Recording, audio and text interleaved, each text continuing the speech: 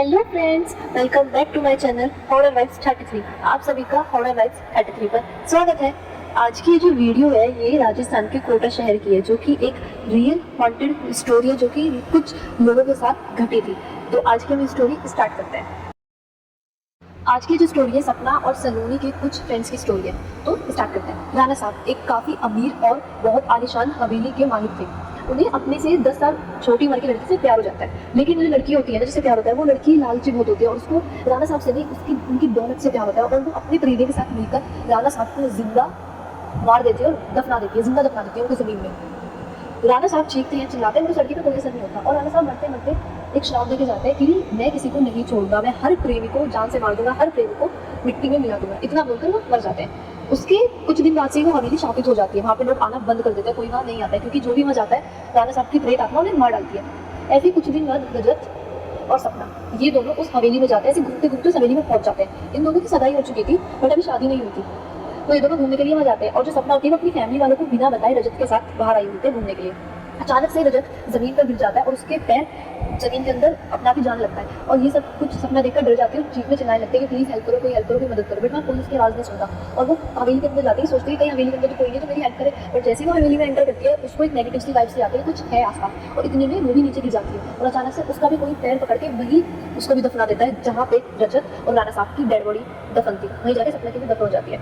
अब कुछ दिन बाद जब जो सलोनी होती है, सलोनी है सपना की बहन, उसे ये पता चलता है कि काफ़ी दिन हो चुके हैं, पता नहीं सलोनी आई नहीं सपना कहाँ है, कुछ पता ही नहीं होता। सलोनी अपने फ्रेंड्स के साथ और जो सलोनी का हस्बैंड है समीर, वो उनके साथ उसी हवेली पे घूमते घूमते मतलब घूम घूम के हवेली में पहुंच जाती है। जय जो समीर है वो एक पैरानॉर्मल एक्टिविटी का एक्सपर्ट है। जैसे समीर उस हवेली में एंटर करता है उसको ऐसा फील होता है, उसको पता चल जाता है कि यहाँ पे किसी बुरी आत्मा का साया है जो कि अच्छी नहीं है। उसे ये चीज़ समझ आ जाती है और दोनों वही रात को रुकने का प्लान करते हैं। और जब वो रात में वहाँ रुक जाते हैं तो उनके साथ ना अजीब अजीब सी घटनाएं शुरू हो जाती है, जैसे कि नल से पानी टपकना अपने आप और बेडरूम में अचानक से मिट्टी आ जाती है, रूम की खिड़कियाँ या दरवाजे अपने आप खुल रहे हैं, अपने आप बंद हो रहे हैं और किसी के रोने की और चीखने की आवाज़ें आने लगती है।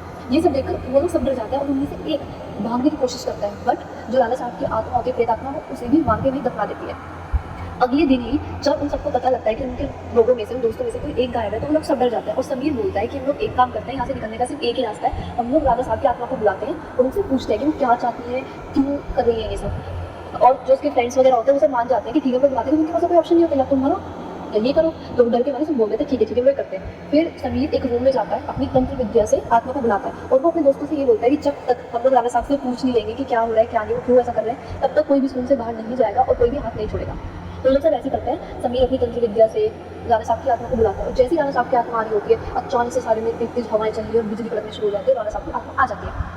ये लोग राणा साहब की आत्मा से पूछते हैं कि आखिर तुम चाहते क्या हो, क्यों लोगों को मार रहे हो, कौन हो तुम। राणा साहब की आत्मा कहती है निकल जाओ यहाँ से, मैं किसी को नहीं छोड़ूंगा, सब मारे जाएंगे, जो भी यहाँ आया गया उन्हें सबको मार दूंगा। इतना कहकर वो आत्मा चली जाती है। वो लोग बाद में सपना की आत्मा को बुलाते हैं और पूछते हैं कि आखिर उनके साथ हुआ क्या था। सपना की आत्मा उन्हें सभी को सारी नदी तक बता देती है और सपना बोलती है कि प्लीज़ मुझे राणा साहब ने दफना दिया है, मुझे यहाँ से निकालो।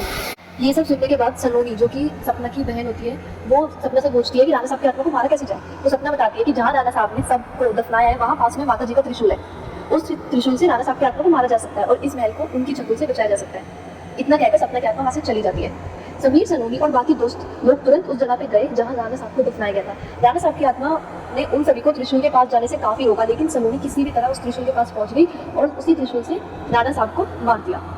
कुछ ही देर में राणा साहब और उनके साथ जो भी आत्माएं वहाँ थी वो सब मुक्त हो जाती है जिन लोगों को राणा साहब ने दफनाया था। आज की स्टोरी यही फिनिश होती है। अगर आप लोगों को ये स्टोरी अच्छी लगी हो तो मुझे ना कमेंट सेक्शन में ज़रूर बताएं। तब तक के लिए take care, tata, bye bye.